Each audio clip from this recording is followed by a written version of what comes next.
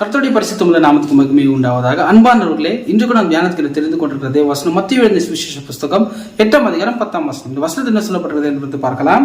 When Jesus heard this, he was surprised and said to the people following him, I tell you, I have never found anyone in Israel with faith like this. அன்பானவர்கள், இந்த வசனத்தை பார்க்கும்பொழுது ஆண்டவர் இயேசு கிறிஸ்து ஒரு விஷயத்தை பார்த்து வந்து ஆச்சரியப்படுகிறார். அன்பானவர்கள், எதை பார்த்து என்று பார்த்தோன்னா அந்த 100% விசுவாசத்தை பார்த்து வந்து ஆச்சரியப்படுகிறவராக இருக்கிறார். அன்பானவர்களே, அது மாத்திரம் இல்லாம இந்த மாதிரியான விசுவாசத்தை நான் இஸ்ரவேலுக்குள்ளேயே வந்து நான் வந்து பார்க்கல அப்படின்ட்டு வந்து சொல்லுகிறார். அன்பானவர்களே, சோ இந்த 100% விசுவாசத்தை நம்ம பார்க்கும் பொழுது வந்து அந்த 100% வந்து அது எதுக்காக வரான் என்று வந்து பார்த்தா வந்து அவனோட வேலைக்காரனுக்கு வந்து உடம்பு சரியில்லாத இருக்கிறது, அவனை சுகப்படுத்தணுன்றதுக்காக தான் ஆண்டவர் இயேசு கிறிஸ்து பார்க்க வருகிறான்.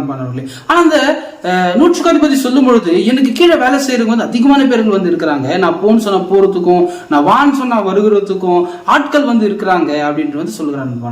ஆனா இந்த 100% என்ன பண்றான்னு பார்த்தா வந்து அந்த வேலைக்காரன் அனுப்பியிருக்கலாம், வேற யாருன்னா வந்து அனுப்பி ஆண்டவர் இயேசு கிறிஸ்து வந்து கூட்டிட்டு வர சொல்லியிருக்கலாம்.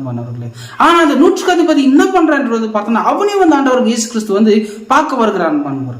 பார்க்க மாத்திரம் வந்தது மாத்திரம் இல்லாம அவன் என்ன சொல்றாரு, ஆண்டவர் இயேசு கிறிஸ்துவே வந்து சொல்லுகிறாரு, நான் வந்து உங்க வீட்டுக்கு வந்து அந்த வேலைக்காரன் சுகமாக்குறான் பாடின்னு சொன்னாலும் அந்த 100% என்ன சொல்றான்னு பார்த்தோன்னா, நீங்க வந்து எங்க வீட்டுக்கு வர்றதுக்கு வந்து நான் தகுதியானவன் அல்ல அப்படின்ட்டு வந்து அவன் வந்து சொல்லுகிறான். பானவர்களே, இந்த ஒரு நீங்க ஒரு வார்த்தை சொல்லுங்க போதும், என் வேலைக்காரன் வந்து கண்டிப்பா வந்து சுத்தமாடிடுவான் அப்படின்ட்டு வந்து இந்த இடத்துல வந்து ஆண்டவர் அந்த 100% சொல்லுகிறான். அன்பானவர்களே, இந்த ஒரு விசுவாசத்தை பார்த்து தான் ஆண்டவர் இயேசு கிறிஸ்து வந்து ஆச்சரியப்படுகிறார். அன்பானவர்களே, அதாவது முதலாவது இந்த 100% யார் என்று வந்து பார்த்தோன்னா வந்து ரோம சேவகனா வந்து இருக்கிறான், தேவன் அறியாதவனா வந்து இருக்கிறான். அன்பானவர்களே, ஆனா அவருக்குள்ள வந்து இந்த ஒரு விசுவாசம் வந்து இருக்கிறது. ஆனா இதுல அவர் இந்த மாதிரி விசுவாசம் இஸ்ரவேலுக்குள்ளேயே வந்து நம்ம பார்க்கல அப்படின்ட்டு வந்து சொல்லுகிறார். அன்பானவர்களே, அதுக்கு என்ன அர்த்தம் என்று வந்து பார்த்தோம்னா, அதாவது இஸ்ரவேல் ஜனங்கள் முதல் யார் என்று பார்த்தா நியாயப்பிரமாணம் வந்து அறிஞ்சவங்களா வந்து இருக்கிறாங்க, தேவனால் தெரிந்து கொள்ளப்பட்ட ஜனங்களாக இருக்கிறாங்க, தேவனை குறித்து எல்லா காரியமும் வந்து அறிஞ்சவங்களாக வந்து இருக்கிறாங்க. ஆனாலும் அவங்களுக்குள்ள வந்து இந்த மாதிரி விசுவாசம் வந்து இல்ல, அவங்க ஆண்டவர் இயேசு கிறிஸ்துவை வந்து அவங்க ஏற்றுக்கொள்ளல. அன்பானவர்களே, ஆனா இந்த 100% அவனை தேவனை பத்தி வந்து எதுவுமே அறிவு இல்லைனால வந்து ஆனாலும் அவனுக்குள்ள என்ன இருக்குது என்று பார்த்தா ஆண்டவர் இயேசு கிறிஸ்து போயிட்டு பார்த்தா கண்டிப்பா என் வேலைக்காரனுக்கு வந்து சுகமாகும். ஆண்டவர் இயேசு கிறிஸ்துவே சொல்ற, நான் வரேன்னு உங்க வீட்டுக்கு வரேன்னு சொல்லிட்டு, ஆனா இவரு என்ன சொல்றாரு, நீங்க ஒரு வார்த்தை சொல்லுங்க போதும், ஏன் அந்த எங்க வேலைக்காரன் சுஸ்தமடைவான் என்று வந்து சொல்லுகிறார். அன்பானவர்களே, இந்த ஒரு விசுவாசத்தை பார்த்தா ஆண்டவர் இயேசு கிறிஸ்து வந்து ஆச்சரியப்படுகிறார். அன்பானவர்களே, சோ அதே போலதான் அன்பான இன்றைக்கும் நம்ம வந்து ரட்சிக்கப்பட்டிருக்கிறோம், நம்மளும் வந்து சபைக்கு போறோம், ஒரு வாரம் அனுதினமும் நம்ம தேவ வார்த்தைகள் எல்லாமே வந்து தியானிக்கிறோம்.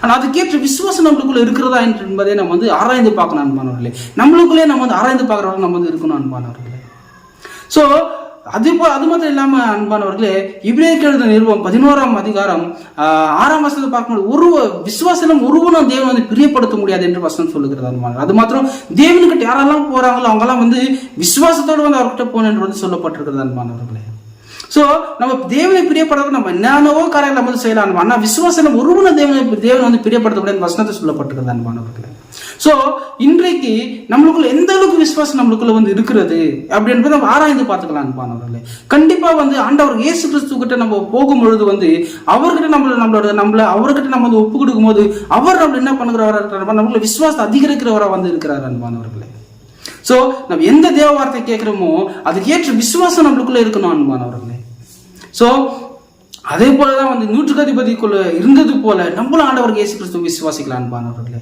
அப்பா அன்பின் பரலோக பிதாவே ஆண்டவர், அப்பா இது 100% போல இருந்தது போல ஆண்டவர் ஒரு விசுவாசம் எங்களுக்குள்ள இருக்கணும். அன்பானப்பா, எவ்வளவு தேவ வார்த்தைகள் நாங்கள் கேட்கிறோம் ஆண்டவரே, அதுக்கேற்ற விசுவாசம் எங்களுக்குள்ள இல்ல ஆண்டவரே. அப்பா இந்த வேலையில கூட ஆண்டவரே, அப்பா நீங்க எங்களுக்குள்ள எந்த தேவ வார்த்தை கேட்ட அந்த தேவ வார்த்தை அப்படி நாங்கள் விசுவாசிக்க கூட எங்களுக்கு கிருபை செய்ய வேண்டும் ஜெபிக்கிறோம். ஆண்டவரே, கிருபைக்காக நன்றி செலுத்துக்கிறோம். ஆண்டவரே, ரட்சகரும் இயேசு கிறிஸ்து ஜெபிக்கிறேன் நல்ல பிதாவே, ஆமென்.